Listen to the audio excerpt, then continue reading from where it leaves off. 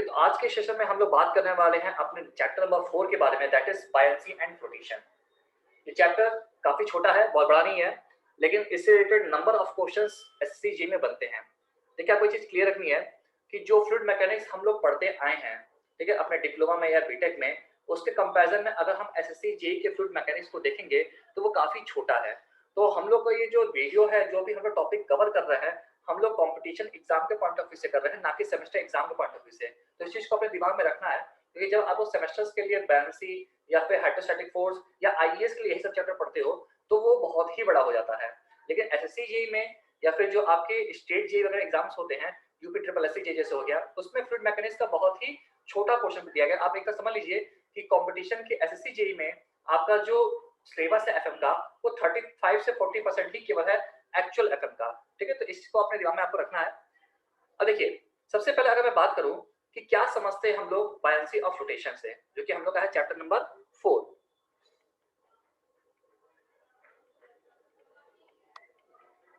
Buoyancy and flotation.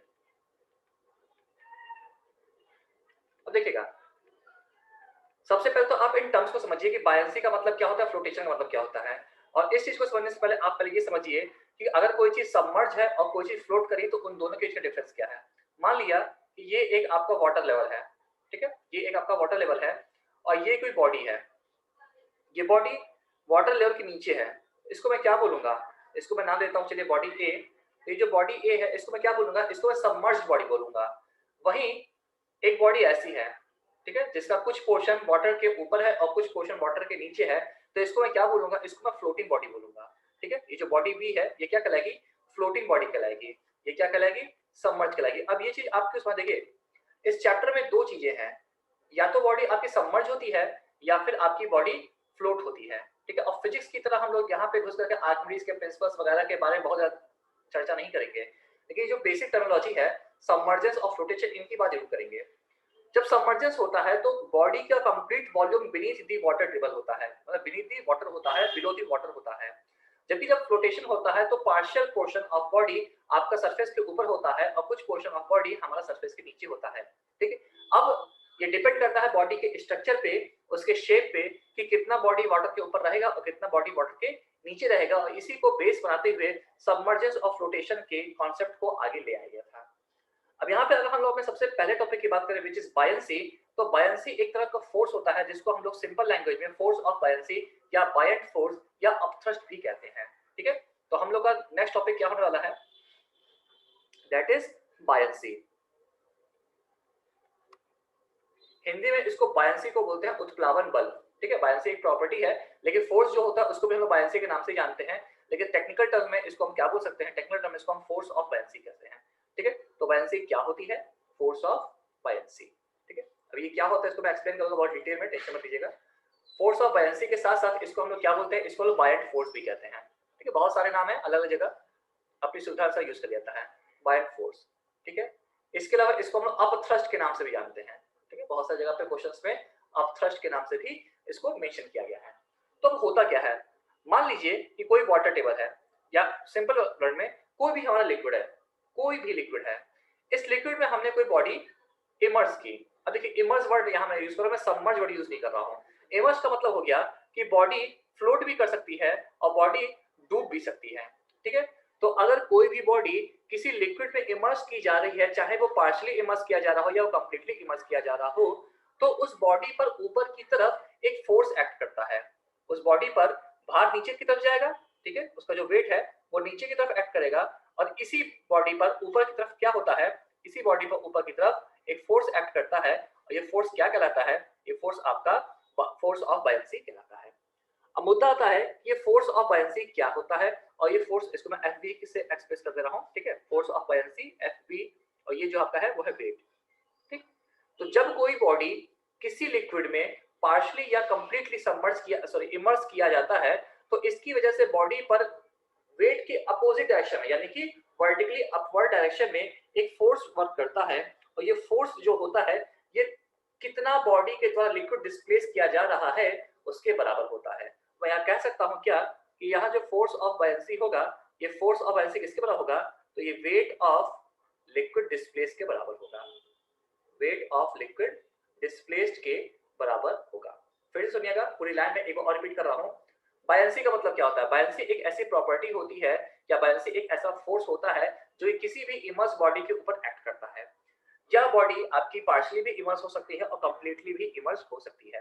ठीक, यहाँ पे जो बायंसी होती है या फोर्स ऑफ बायंसी या बायंट फोर्स जो होता है वो वेट ऑफ लिक्विड डिस्प्लेस के बराबर होता है। एक तरह से आप समझ लीजिए एक्शन और रिएक्शन, जितने एक्शन के साथ वो नीचे जाना चाहेगा उतने ही एक्शन के साथ वो ऊपर की तरफ जाएगा। ठीक है, अब देखिए यहाँ पे आपको जानना क्या है, यहाँ को जानना ये है कि ये जो फोर्स है ये किसी ना किसी पॉइंट पे एक्ट करेगा। तो जिस पॉइंट पे ये एक्ट करेगा उसको हम बोलते हैं सेंटर ऑफ बायंसी। ठीक है, तो हम लोग का जो नेक्स्ट टॉपिक है that is centre of buoyancy. जैसे हमारा जो फोर्स होता है या हम कह सकते हैं कि हमारा जो वेट होता है, हमारा जो भार होता है, ये हमारे सेंटर ऑफ ग्रेविटी पर वर्क करता है। ठीक है, इसी तरह से जो हाइड्रोस्टैटिक फोर्स था वो हमारे सेंटर ऑफ प्रेशर पे एक्ट कर रहा था। तो सिमिलरली यहाँ पे जो फोर्स ऑफ बायंसी है ये भी एक पॉइंट पर एक्ट करती है और उस पॉइंट को हम क्या बोलते हैं? उस पॉइंट को हम सेंटर ऑफ बायंसी कहते हैं। तो यहाँ पे आपको मैंने छोटी सी टर्म में बायंसी क्या होता है, सेंटर ऑफ बायंसी क्या होता है, इसको एक्सप्लेन किया। अब मैंने जो अभी एक लाइन यूज की थी कि जब किसी बॉडी को इमर्स करते हैं पार्शियली या कंप्लीटली तो इस बॉडी के ऊपर एक अपवर्ड फोर्स वर्क करता है और यह जो अपवर्ड फोर्स होता है यह उस बॉडी के द्वारा हटाए गए फ्लूइड के वेट के बराबर होता है। यह जो वर्डिंग थी, यह जो लैंग्वेज थी, ये सबसे पहले आर्किमिडीज ने यूज किया था और इसीलिए ये जो आपको देखने को मिल रहा है, ये लाइन जो आपको देखने को मिल रही है, ये लाइन किसके द्वारा दी गई थी? ये लाइन दी गई थी आर्किमिडीज के द्वारा। ठीक है, इसीलिए इसको हम आर्किमिडीज प्रिंसिपल भी कहते हैं। ठीक है, सो याद रखिएगा, बहुत इंपॉर्टेंट है Archimedes principal.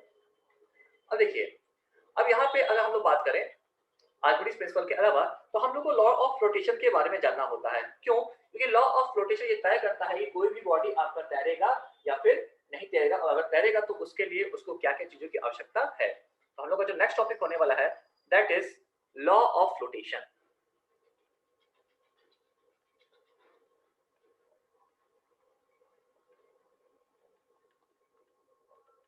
Law of flotation.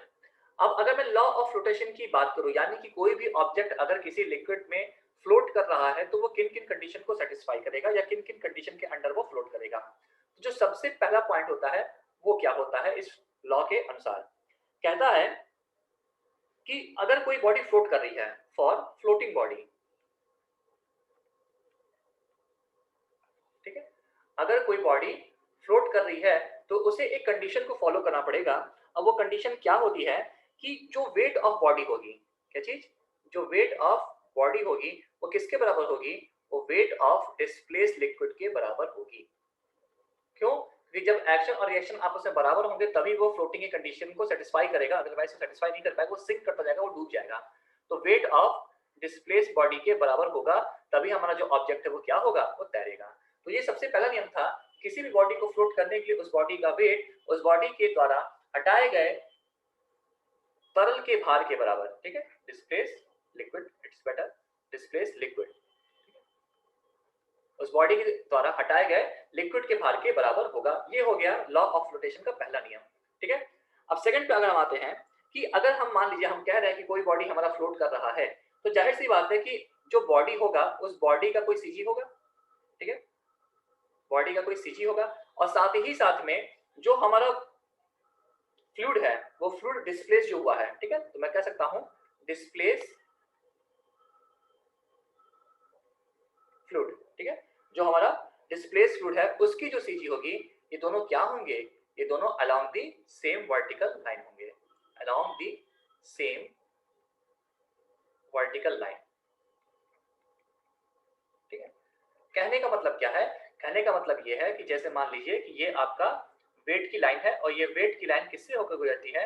ये वेट की लाइन सीजी से होकर गुजरती है। ठीक है, इसी तरह से नीचे से जब बायंसी काम करेगी तो बायंसी के लिए जो आपका डिस्प्लेस वाटर का जो सेंटर ऑफ ग्रेविटी होता है वो क्या होता है? सेंटर ऑफ बायंसी होता है। तो कहने का मतलब यही है कि अगर कोई बॉडी फ्लोट कर रही है तो बॉडी की सीजी और डिस्प्लेस फ्लूइड की सीजी यानी कि सेंटर ऑफ बायंसी, ये दोनों एक ही वर्टिकल लाइन में होना चाहिए। ये लॉ ऑफ फ्लोटेशन का नियम है, तभी इक्विलिब्रियम बना रहेगा और तभी बॉडी फ्लोट कर पाएगी। ठीक है, तो ये लॉ ऑफ फ्लोटेशन के बारे में कुछ जानकारी थी। बायंसी के बारे में कोई भी ऐसे टर्म नहीं है जो कि आपको नहीं बताएगा, ये सब कुछ एकदम डिटेल में है। कोई दिक्कत होगी तो आप पूछ लीजिएगा। चलिए जो हमारा इंपॉर्टेंट नोट्स आता है, कुछ इंपॉर्टेंट पॉइंट्स हैं जिसको हम लोग आगे आने वाले न्यूमेरिकल्स में लगातार यूज करेंगे, ठीक है। तो देखिएगा इंपॉर्टेंट पॉइंट्स। सबसे पहला इंपॉर्टेंट पॉइंट क्या है, या इसको ध्यान से देखिएगा। फर्स्ट इंपॉर्टेंट पॉइंट ये कहता है कि फॉर इन इक्विलिब्रियम, किसी इक्विलिब्रियम कंडीशन में, फॉर फ्लोटिंग बॉडी, अगर कोई बॉडी तैर रही है इक्विलिब्रियम कंडीशन में, अगर कोई बॉडी तैर रही है तो क्या होगा, ठीक है। तो अगर कोई बॉडी तैर रही है तो सबसे पहला चीज वही हो जाएगा जो हमने अभी लॉ ऑफ रोटेशन पहला पॉइंट पढ़ा था, क्या कि जो वेट ऑफ बॉडी होगा वो वेट ऑफ बॉडी आपके वेट ऑफ डिस्प्लेस लिक्विड के बराबर होगा, ठीक है। ये सबसे पहला नोट है, इसको एज अ फॉर्मूला आप याद रखेंगे कि वेट ऑफ बॉडी और वेट ऑफ डिस्प्लेस लिक्विड आपस में बराबर होगा जब कभी भी बॉडी क्या करेगी, जब कभी बॉडी फ्लोट करेगी, ठीक है। सेकंड क्या कह रहा है, सेकंड ये कह रहा है कि वॉल्यूम ऑफ डिस्प्लेस्ड फ्लूइड, ठीक है, या वॉल्यूम ऑफ डिस्प्लेस्ड फ्लूइड। जब बॉडी को आपने लिक्विड में डाला तो उस बॉडी ने कुछ लिक्विड को डिस्प्लेस किया, ठीक है। तो जब डिस्प्लेस किया तो उस फ्लूइड का कुछ ना कुछ वॉल्यूम होगा, तो ये जो वॉल्यूम होगा वो किसके बराबर होगा, ये बराबर होगा आपके सबमर्ज्ड बॉडी के वॉल्यूम के, वी बार। अभी वी बार क्या होता है कि अगर मान लीजिए कि मैंने कोई बॉडी किसी भी लिक्विड में डाली तो उस लिक्विड का जितना वॉल्यूम पानी के अंदर या लिक्विड के अंदर डूबा रहेगा उसको हम क्या बोलते हैं, submerged volume of the body. तो यहाँ जो वी बार है, ये वी बार क्या हो गया, submerged volume of the body. तो अगर कोई भी बॉडी हमारी फ्लोट कर रही है तो फ्लोट करने के दौरान डिस्प्लेस्ड फ्लूइड का जो वॉल्यूम होगा वो बॉडी के सबमर्ज्ड वॉल्यूम के बराबर होगा। और तीसरा जो कि मोस्ट इंपॉर्टेंट है, इसे रिलेटेड न्यूमेरिकल भी एग्जाम में आए हुए हैं कि for an immersed body, for an immersed body, किसी भी डूबी है, वो पार्शियली डूबी है या कंप्लीटली डूबी है, that is the different thing, लेकिन वो इमर्स्ड है, ठीक है। तो वेट इन एयर बराबर weight in water plus weight of displaced fluid, weight of displaced fluid, ठीक है। क्या कह रहा है कि अगर कोई बॉडी डूबी हुई है, चाहे वो पार्शियली डूबी हो या कंप्लीटली डूबी हो, तो उस बॉडी का जो एयर में वेट होगा वो पानी में उसके वेट प्लस डिस्प्लेस्ड फ्लूइड के वेट के बराबर होगा। क्यों? क्योंकि आपने पढ़ा है कि जब किसी बॉडी को किसी लिक्विड में डाला जाता है तो उस बॉडी के वेट में कुछ कमी आ जाती है, और ये कमी एपरेंट होती है, आभासी होती है, परमानेंट नहीं होती है। आप निकाल लो, आपको उतना ही वेट की रीडिंग वापस मिल जाएगी, लेकिन जब तक वो लिक्विड के अंदर है, बायंसी की वजह से उसके वेट में कुछ कमी महसूस होती है, और ये जो कमी महसूस होती है वो वेट ऑफ डिस्प्लेस्ड लिक्विड के बराबर होती है। तो बस वही हो गया, वेट इन एयर बराबर weight in water plus weight of displaced fluid. इन इंपॉर्टेंट पॉइंट्स को याद रखिएगा क्योंकि ये आपके न्यूमेरिकल में डायरेक्टली हेल्प करेंगे, ठीक है। तो ये हो गया आपका important points complete, force of buoyancy complete, centre of buoyancy complete, और लॉ ऑफ फ्लोटेशन कंप्लीट, ठीक है। अब हम लोग का जो नेक्स्ट टॉपिक आने वाला है दैट इज मेटा सेंटर और फिर मेटासेंट्रिक हाइट, ठीक। तो देखिएगा जरा ध्यान से, कोई दिक्कत होगी पूछेगा।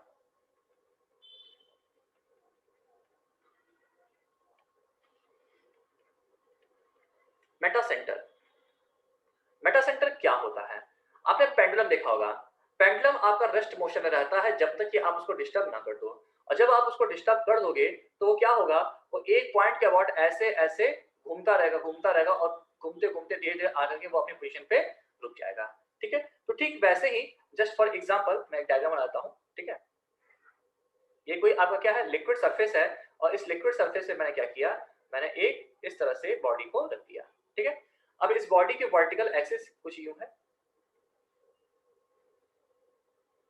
इसी वर्टिकल एक्सिस पे आपके दोनों पॉइंट है, एक पॉइंट आपका क्या है, एक पॉइंट आपका सेंटर ऑफ ग्रेविटी है, और एक पॉइंट आपका क्या है, आपका सेंटर ऑफ बायंसी है, ठीक है। मैंने क्या किया, मैंने इसको, ये आपका वाटर है, ठीक है, मैंने क्या किया, इसको हल्का सा टिल्ट करके छोड़ दिया। अब जब मैंने इसको हल्का सा टिल्ट करके छोड़ दिया तो अब ये बॉडी ऐसे ऐसे मूव करने लगेगी, ठीक है, ये ऐसे से लगातार पेंडुलम की तरह मूव करने लगेगी। तो जिस पॉइंट के अबाउट ये मूव करेगी उस पॉइंट को हम क्या बोलते हैं, मेटा सेंटर कहते हैं, ठीक है। मान लीजिए मैंने इधर से इसको हल्का सा स्मॉल एंगल देकर टिल्ट कर दिया, ठीक है। तो इसका मैं एक डायग्राम बना दे रहा हूं, आपको क्लियर समझ में आएगा। फिर से वाटर लेवल यही है, और अब की बार जो आपका बॉडी है वो हल्का सा टिल्ट हो गया। टिल्ट क्यों हो गया, क्योंकि हमने टिल्ट किया है इसको स्मॉल एंगल पे, इसको मैंने डिस्टर्ब कर दिया, और जब मैंने इसको डिस्टर्ब कर दिया तो आपका कुछ बॉडी इससे देखने को मिल रहा है, ठीक है। वर्टिकल एक्सिस अभी भी कैसी है, वर्टिकल एक्सिस वही रहेगी, आपको पता है वर्टिकल एक्सिस कभी भी चेंज नहीं होती है, लेकिन इस बॉडी की जो एक्सिस है वो अब चेंज हो जाएगी, और इस बॉडी की एक्सिस को मैं ग्रीन लाइन से दिखा दे रहा हूँ, ठीक है। मान लीजिए कि ये ऐसे है, कुछ इस तरह से। तो अब आप देखेंगे क्या कि पहले सेंटर ऑफ बैलेंसी यहाँ थी, मैं इसको चलिए बी नाम देता हूँ, और अब ये सेंटर ऑफ बैलेंसी मूव करके यहाँ आ जाएगी, इसको मैंने बी डैश दिया, और यहाँ पे आपका सेंटर ऑफ ग्रेविटी है, जी है। आपको पता है कि सेंटर ऑफ ग्रेविटी और सेंटर ऑफ बैलेंसी एक ही वर्टिकल लाइन में होने चाहिए, तो यहाँ पे है। आप देख रहे हैं कि स्टार्टिंग के वर्टिकल एक्सिस और न्यू वर्टिकल एक्सिस एक पॉइंट पे इंटरसेक्ट कर रही हैं, इसी को हम क्या बोलते हैं, मेटा सेंटर। तो अब यहाँ पे आपके पास दो डेफिनेशन आ गई, मैंने एक साथ इसलिए डेफिनेशन बोली, अदरवाइज वो रटने वाली कहानी रहती है। तो आप ध्यान सुनिएगा, मेटा सेंटर होता क्या है। मेटा सेंटर का मतलब होता है कि अगर कोई बॉडी फ्लोट कर रही है, तो फ्लोटिंग के दौरान अगर मैंने उस बॉडी को हल्का सा टिल्ट दिया, आप देख लोगे यहाँ मैंने हल्का सा टिल्ट दिया है थीटा का, ठीक है, मैंने इसको हल्का सा डिस्टर्ब कर दिया स्मॉल एंगल पे, तो ये इस तरह से पेंडुलम की तरह मूव करने लगता है। और जब वो धीरे धीरे मूव करता है तो किसी एक पॉइंट के अबाउट मूव करता है, और ये पॉइंट क्या कहलाता है, इसको हम बोलते हैं मेटा सेंटर। या दूसरे शब्दों में बोले कि अगर मैंने किसी भी फ्लोटिंग बॉडी को डिस्टर्ब कर दिया है, तो डिस्टर्ब करने की वजह से जो आपका न्यू एक्सिस है वो आपके पुराने एक्सिस को जिस पॉइंट पे कट करता है, वो पॉइंट क्या कहलाता है, वो पॉइंट आपका मेटा सेंटर कहलाता है। ठीक, ये सिंपल सा होता है मेटा सेंटर की डेफिनेशन, डिटेल में आपको मैंने बता दिया। अब इसके बाद जो अगला इंपॉर्टेंट पॉइंट आता है वो तब होता है हमारा metacentric height. Meta centric height, metacentric height को हम लोग जीएम से रिप्रेजेंट करते हैं, ठीक है। और ये मेटासेंट्रिक हाइट का फॉर्मूला क्या होता है, ये होता है आई अपॉन बी बार माइनस बीजी, ठीक है। ये हो गया आपका जीएम या एमजी जो बोल दीजिए, ठीक है। अब यहाँ पे आई क्या है, तो आई है हमारा आई वाई वाई, यानी कि अगर रेक्टेंगुलर है तो एल बी क्यूब अपॉन 12, और अगर हमारा सर्कुलर है तो पाई डी 4 अपॉन 64, ठीक है। वी बार क्या है, submerged volume of the body, submerged volume of body। अब बीजी क्या है, तो बीजी आपको दिख रहा है सेंटर ऑफ ग्रेविटी और सेंटर ऑफ बायएंसी के बीच की दूरी। अच्छा, यहाँ पे अगर मान लीजिए आपसे कुछ पूछे, जैसे जस्ट फॉर एग्जांपल न्यूमेरिकल आपको हेल्प करेगा, ये हाइट जो है वो h है, ठीक है, और कहें कि जरा बताओ कि इसके बॉटम से सेंटर ऑफ बायएंसी की ऊंचाई कितनी होगी, तो सिंपल क्या हो जाएगा, ये जो पोजीशन ऑफ बी है, चलिए मैं इसको मान लीजिए h डैश नाम देता हूँ, तो एच डैश कितना हो जाएगा, ये एच डैश आपका h/2 हो जाएगा। तो कभी भी आपके पास अगर न्यूमेरिकल आए और उसमें आपका सेंटर ऑफ बायएंसी की पोजीशन पूछ रहा है बॉटम से, ठीक है, तो आप सिंपली क्या कह दोगे, आप सिंपली ये देखोगे कि बॉडी का कितना हिस्सा पानी में डूबा हुआ है, तो जितना हिस्सा पानी में डूबा रहेगा उसको डिवाइड बाय 2 कर दीजिएगा, आपको आंसर मिल जाएगा। चाहे वो सर्कुलर बॉडी हो चाहे कैसी बॉडी हो, जनरली तो रेक्टेंगुलर का ही आएगा, ठीक है। तो वहां पे आप इस चीज का क्या करिएगा, थोड़ा सा ध्यान रखिएगा, क्वेश्चन आराम से सॉल्व होंगे। तो ये मेटा सेंटर क्या होता है, मेटासेंट्रिक हाइट क्या होती है, दोनों मैंने आपको डिटेल में बता दिया है, ठीक है।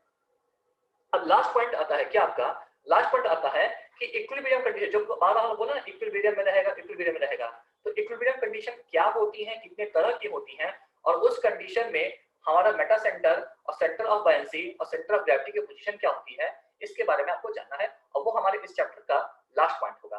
ठीक, बहुत छोटा चैप्टर है, बहुत मुश्किल भी नहीं है, अगर आपने थोड़ा सा फोकस होकर इस लेक्चर को देखा है तो आप सारे क्वेश्चंस का आंसर बहुत आराम से दे सकते हो, ठीक है। तो हमारा नेक्स्ट टॉपिक क्या होने वाला है, नेक्स्ट टॉपिक हमारा condition of equilibrium of floating and submerged body. हम दोनों की बात करेंगे, अगर बॉडी डूबी हुई है तब भी हम बात करेंगे, और अगर हमारी बॉडी फ्लोट कर रही है पार्शियली ऊपर तो भी हम उसकी बात करेंगे, equilibrium of floating and submerged body.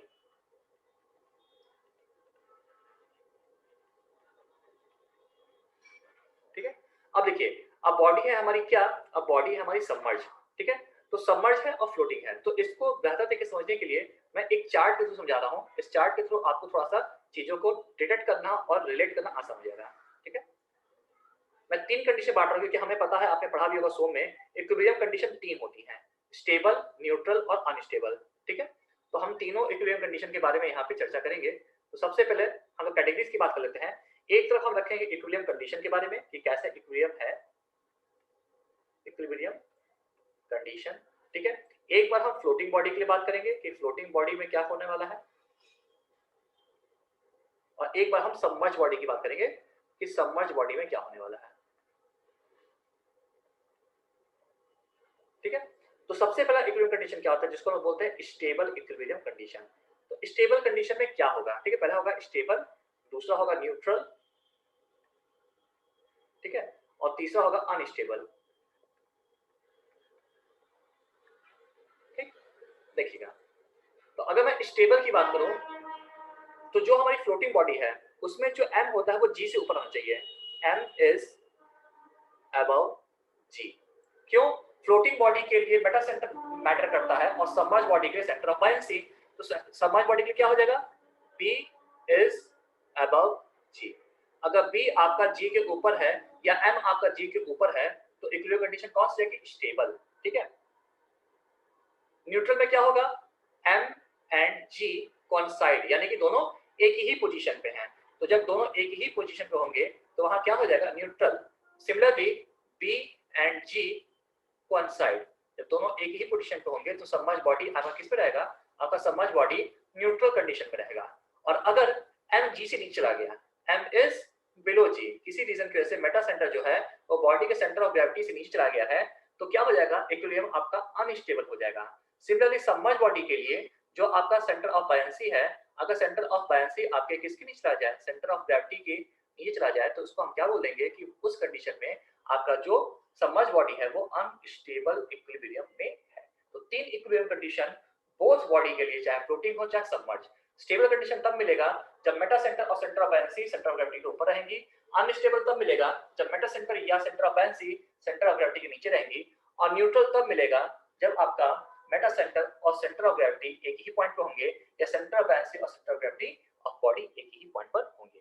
याद रखना है आपको, अगर कोई बॉडी तैर रही है तो उसके लिए क्रिटिकल पैरामीटर मेटा सेंटर है, और अगर कोई बॉडी सबमर्ज होकर तैर रही है यानी कि उसका कोई भी part above the level of liquid नहीं है, तो वहां पे आपका जो डिसाइडिंग फैक्टर होता है वो आपका सेंटर ऑफ बायंसी होता है। ठीक है, ओके, तो यहाँ पे एक इंपॉर्टेंट नोट लिखा है मैंने। इंपॉर्टेंट नोट क्या है कि वॉल्यूम ऑफ डिस्प्लेस्ड लिक्विड बराबर weight of displaced liquid upon rho into g, यानी कि स्पेसिफिक वेट। ठीक है, आपको पता भी है कि वेट क्या होता है, वेट बराबर होता है वॉल्यूम इनटू डेंसिटी इनटू जी। बस उसी को मैंने यहाँ पे एक सिंपल सा फॉर्मूला का रूप दे दिया है जिससे कि न्यूमेरिकल में आप इसका अप्रोच लगा सको, क्योंकि जनरली जो क्वेश्चंस आते हैं उसमें वेट ऑफ डिस्प्लेस्ड लिक्विड या वॉल्यूम ऑफ डिस्प्लेस्ड लिक्विड पूछा जाता है, जैसे कि यही क्वेश्चन है।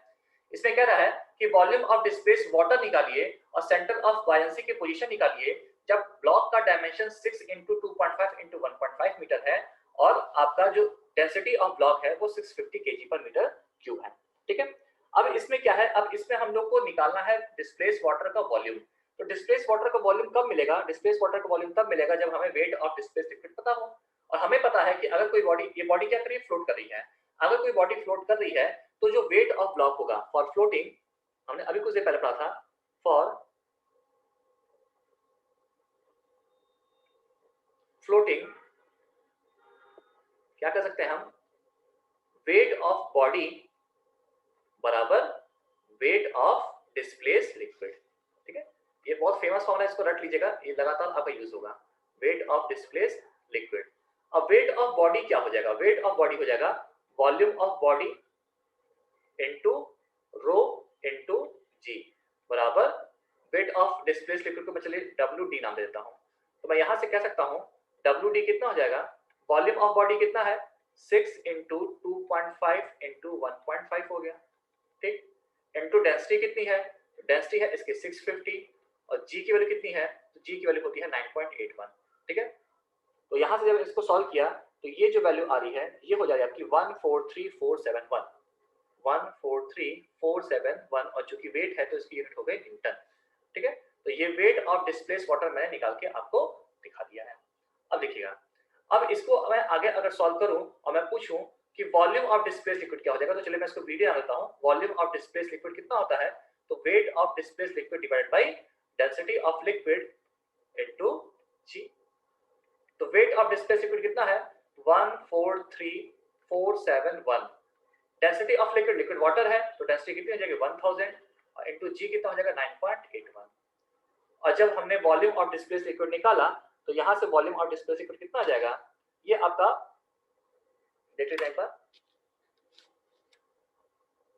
ये आ रहा है 14.625, 14.625 मीटर क्यूब। तो वॉल्यूम ऑफ डिस्प्लेस लिक्विड मिल गया हमको 14.625। ठीक, हमारा पहला पार्ट सॉल्व हो गया। अब यहाँ पे अगर आप ध्यान से देखेंगे तो क्वेश्चन में एक और चीज पूछा है क्या पूछा है कि position of centre of buoyancy क्या होगा। तो position of centre of buoyancy निकालने के लिए हमें ये जानना बहुत जरूरी है कि बॉडी का कितना हिस्सा पानी में डूबा हुआ है।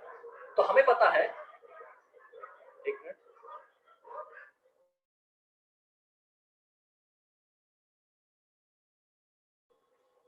कि जब बॉडी हमारी फ्लोट कर रही होती है तो जो वॉल्यूम ऑफ डिस्प्लेस लिक्विड होता है वो सबमर्ज वॉल्यूम ऑफ बॉडी के बराबर होता है, ये हमें पता है। ठीक है, तो मैं यहां से इसको सॉल्व कर सकता हूं। मैं क्या कह सकता हूं कि वॉल्यूम ऑफ डिस्प्लेस लिक्विड कितना है, 14.625 है। देखिए लॉ ऑफ फ्लोटेशन का डायरेक्ट यूज कर रहा हूं मैं। ठीक है, 14.625 और बॉडी का कितना हिस्सा सबमर्ज है, तो मान लिया कि h हिस्सा सबमर्ज है, लेकिन उसकी जो विड्थ होगी वो तो वही रहेगी, उसकी जो लेंथ होगी वो तो वही रहेगी। तो यहां से जब मैंने सॉल्व किया तो h की वैल्यू निकल के आ रही है कितनी, h की वैल्यू निकल के आ रही है 0.975 मीटर। इसका मतलब कि अगर बॉडी फ्लोट करेगी तो बॉडी जब फ्लोट करेगी तो उस समय उसका 0.975 मीटर हिस्सा पानी के अंदर होगा और बाकी बचा हुआ हिस्सा पानी के ऊपर होगा। ठीक है, ये यहां से हमें समझ में आ रहा है। और हमें पता है कि सेंटर ऑफ बायंसी की जो पोजीशन होगी, ठीक है, चलिए मैं स्क्रीन से दिखा दे रहा हूं। सेंटर ऑफ बायंसी पोजीशन को मैं एच स्टार बोलता हूं। ठीक है, या चलिए थोड़ा सा इसको बढ़िया कर देते हैं, सेंटर ऑफ बायंसी को मैं सी भी बोलता हूं, सेंटर ऑफ बायंसी। ये कितना हो जाएगा, h/2 यानी कि 0.975 डिवाइडेड बाई 2। अब इसको सॉल्व कर लीजिएगा, मीटर में आंसर आपका आ जाएगा। ठीक है, मैंने क्या किया है यहाँ पे आपको समझाता हूँ, थोड़ा सा चीजें क्लियर हो जाएंगी। ठीक है, क्वेश्चन में क्या था कि किसी भी डिस्प्लेस, किसी भी आपको मतलब कि कोई वाटर है उसमें मैंने कोई बॉडी, कोई ब्लॉक डाल दिया। इस ब्लॉक का जो डायमेंशन है वो 6/2.5 इंटू 1.5 मीटर क्यूब था। ठीक है, जब मैंने इसको डाला तो फ्लोट करने लगा ये, यानी कि कुछ हिस्सा पानी के ऊपर और कुछ हिस्सा पानी के नीचे। तो आपको कितना वाटर डिस्प्लेस हुआ इसका वॉल्यूम बताना है और सेंटर ऑफ बायंसी की पोजीशन बतानी है। ठीक है, तो बस मैंने क्या किया, सबसे पहला लॉ ऑफ रोटेशन लगाया कि जब बॉडी फ्लोट कर रही होती है तो बॉडी का जो वेट होता है वो डिस्प्लेस लिक्विड के वेट के बराबर होता है। तो मैंने उसको सिंप्लीफाई करके यहाँ से बॉडी का डिस्प्लेस वाटर का वेट निकाल दिया 143471। अब हमें वॉल्यूम ऑफ डिस्प्लेस लिक्विड निकालना है, तो वो क्या हो जाएगा, weight of displace liquid upon rho into g, और यहां से हमने वॉल्यूम ऑफ डिस्प्लेस लिक्विड निकाल दिया।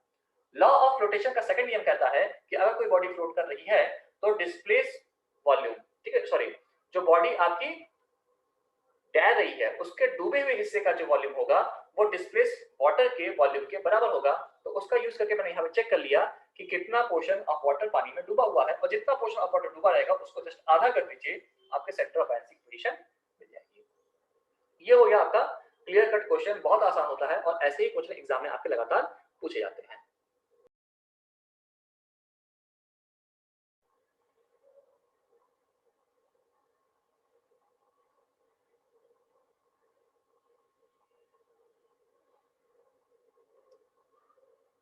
तो अब हम लोग के सामने जो नेक्स्ट क्वेश्चन है इसमें डायमेंशन ऑफ ब्लॉक के बारे में इंफॉर्मेशन है कि dimension of block 10 into 5 into 3 meter cube है। इसके बाद क्वेश्चन में कह रहा है कि डेंसिटी ऑफ ब्लॉक 500 kg पर मीटर क्यूब है, तो आपको वेट ऑफ डिस्प्लेस वाटर निकालना है और सेंटर ऑफ बायंसी की पोजीशन क्या है ये आपको बतानी है।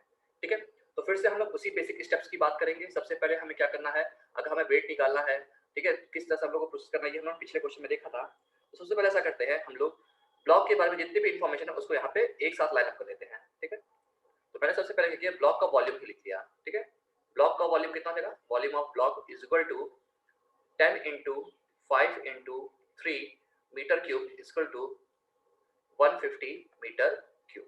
ठीक है, इसका कैसे आगे यूज होना आपको भी देखने को मिलेगा। वेट ऑफ ब्लॉक क्या हो जाएगा, वेट ऑफ ब्लॉक हमें पता है कि किसी भी सब्सटेंस का, किसी भी बॉडी का जो ब्लॉक जो वेट होता है वो क्या होता है, वो होता है rho into g into V, rho into g into V. और यहाँ पे ब्लॉक की डेंसिटी कितनी दी है, 500 दी है, जी की वैल्यू आपको पता है 9.81 होती है और वॉल्यूम इसका कितना है 150 है। जब मैंने इसको सिंप्लीफाई किया तो सिंप्लीफाई करने पे मेरे को आंसर मिला 735750 न्यूटन। याद रखिएगा यूनिट यहाँ पे न्यूटन में रहेगी, केजी में नहीं रहेगी, क्योंकि यहाँ पे हम वेट की बात कर रहे हैं। ठीक है, अब हमें पता है क्या, हमें पता ये है कि अगर कोई भी बॉडी इक्विलिब्रियम में है, फॉर इक्विलिब्रियम, ठीक है, हमें पता है कि जो वेट ऑफ ब्लॉक होगा फ्लोटिंग करने के लिए, जो वेट ऑफ ब्लॉक होगा वो वेट ऑफ डिस्प्लेस्ड वाटर के बराबर होना चाहिए। तो वेट ऑफ डिस्प्लेस्ड वाटर,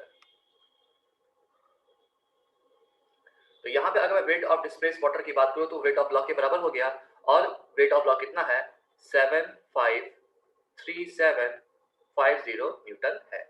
ये हमारा हो गया पहला आंसर। ठीक है, अब हमें चाहिए क्या, अब हमें चाहिए पोजीशन, ठीक है, किसकी position, centre of buoyancy position. तो सेंटर ऑफ बायनेंसी पोजीशन निकालने के लिए पहले हमें वॉल्यूम निकालना पड़ेगा और फिर उस वॉल्यूम की हेल्प से हम उस H की वैल्यू निकालेंगे जो H पानी के अंदर डूबा हुआ है। अगर आप इसको फील कर पा रहे हैं वेरी गुड, नहीं कर पा रहे तो ये डायग्राम देखिएगा।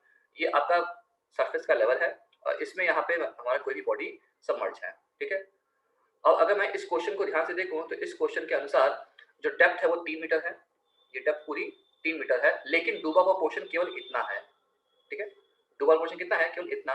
तो ये टोटल 3 मीटर है, लेकिन जब हमको सेंटर ऑफ बायनेंसी निकालें तो हमें इस 3 मीटर से मतलब नहीं होता है, हमें इस H से मतलब होता है और इसी H का हाफ करने पे हमें सेंटर ऑफ बायनेंसी मिलती है, ठीक है। तो मैंने बस वही किया क्या कि मैंने यहाँ पे सबसे पहले वॉल्यूम ऑफ ब्लॉक निकाल लिया, sorry volume of displace water निकाल लिया।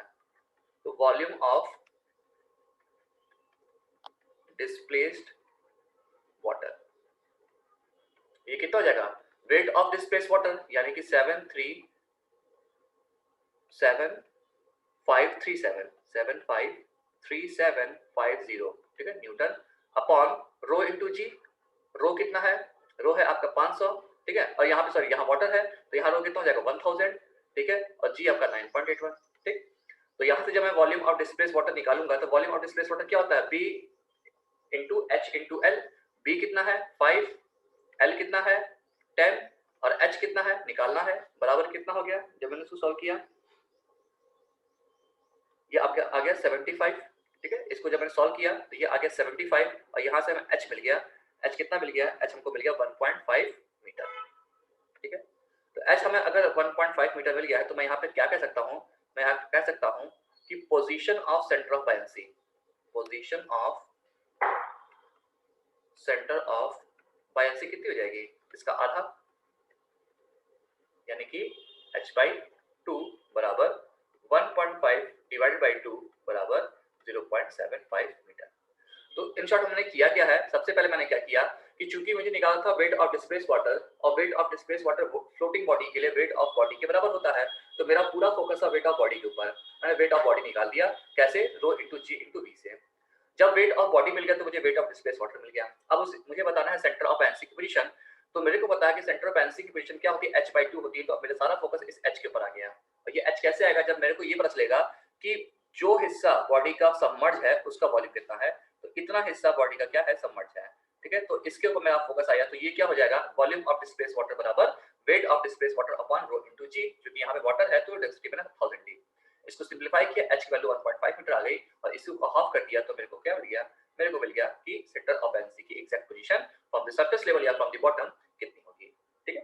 तो मतलब आपको एक सरफेस मतलब एक सेट पैटर्न को फॉलो करना है, एक सेट पैटर्न को फॉलो करिए, क्वेश्चन बहुत ही आराम से लग जाते हैं। तो अब हम लोग के नेक्स्ट क्वेश्चन में क्या कर रहा है कि एक स्टोन है, जिस स्टोन को जब हमने एयर में वेट किया तो उसका वेट 392.4 न्यूटन आ रहा है और जब वाटर में वेट किया तो 196.2 न्यूटन आ रहा है। अगर ये स्टोन कंप्लीटली सबमर्ज है वाटर के अंदर तो आपको वॉल्यूम ऑफ स्टोन बताना है और स्पेसिफिक ग्रेविटी ऑफ स्टोन निकालना है। तो सबसे पहले हम ए पार्ट पे फोकस करते हैं। वॉल्यूम ऑफ स्टोन निकालने के लिए हमारे पास जो इन्फॉर्मेशन है उससे हमें याद करिए कि एक फॉर्मूला मैंने आपको बताया था, वो फॉर्मूला क्या था, वो बोलता था कि weight in water plus weight of water displaced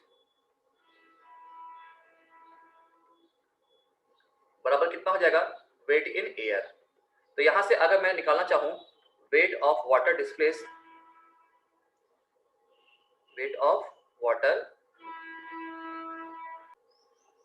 तो यहां से अगर मैं निकालना चाहूं वेट ऑफ वाटर डिस्प्लेस्ड तो ये क्या हो जाएगा, weight in air minus weight in water. और वेट इन एयर कितना है 392.4 माइनस वेट इन वाटर कितना है 196.2, ठीक है। और यहां से मेरे को मिल गया कि वेट ऑफ वाटर डिस्प्लेस कितना हो जाएगा 196.2 न्यूटन मिल जाएगा। अगेन फिर वही स्टेप दोबारा घुमा करके वॉल्यूम ऑफ डिस्प्लेस्ड वाटर कितना हो जाएगा, वॉल्यूम ऑफ डिस्प्लेस्ड वाटर ये कितना होता है, वेट ऑफ डिस्प्लेस्ड वाटर यानी कि 196.2 डिवाइडेड बाय रो इनटू जी, ठीक है, रो इनटू जी, उससे भी निकाल सकते हैं या सिंपली आप अगर ऐसे भी चाहो, ठीक है, कि एक स्टेप ये है, ठीक है, वेट ऑफ वाटर निकाल लिया, ठीक है, उसके बाद अगर मैं वॉल्यूम ऑफ वाटर डिस्प्लेस निकालूं तो ये कैसे निकल जाएगा, ये आपका आप सिंपली क्या कर लीजिए 196.2 अपॉन रो इंटू जी होता है। रो इंटू जी की वैल्यू कितनी होती है, रो इंटू जी की वैल्यू आपकी होती है 9.81 इंटू 1000। और अगर आपको याद हो तो रो इंटू जी को हम लोग क्या बोलते हैं, हम लोग इस यूनिट वेट ऑफ वाटर बोलते हैं, और unit weight of water directly 9810 भी रख सकते हैं, ये आपके ऊपर है, ठीक है। तो वॉल्यूम ऑफ डिस्प्लेस वाटर क्या हो गया, weight of displace water upon rho into g, यानी कि 9.81 इंटू 1000, या फिर सिंपली लिख लीजिए 196.2 अपॉन 9810, दोनों में से आप जो चाहे वो लिखिए, ठीक है। और जब मैंने इसको सॉल्व किया तो ये आ गया 0.02 मीटर क्यूब। कितना आ गया, 0.02 मीटर क्यूब। अब देखिए, अब आपको याद होगा जब मैंने आपको बताया था कल के सेशन में, सॉरी स्टार्टिंग के सेशन में, कि वॉल्यूम ऑफ डिस्प्लेस वाटर और वॉल्यूम ऑफ स्टोन इक्वल होते हैं अगर कोई स्टोन क्या हो रहा है, या कोई भी बॉडी है वो सबमर्ज है। तो मैं यहाँ पे कह सकता हूँ कि जो वॉल्यूम ऑफ स्टोन है वो भी कितना होगा, वो भी आपके वॉल्यूम ऑफ डिस्प्लेस वाटर के बराबर होगा, और वो कितना हो जाएगा, 0.02 मीटर क्यूब हो जाएगा। ये हमारा हो गया पहला आंसर, ठीक है। आपको याद रखना है कि जब हमारा कोई भी बॉडी कंप्लीटली सबमर्ज होता है तो उसके द्वारा हटाया गया डिस्प्लेस वाटर का वॉल्यूम और उसके खुद का वॉल्यूम आपस में क्या होता है, इक्वल होता है, ठीक है। चलिए, अब इसके बाद जो हम लोग का नेक्स्ट पार्ट है वो है स्पेसिफिक ग्रेविटी ऑफ स्टोन।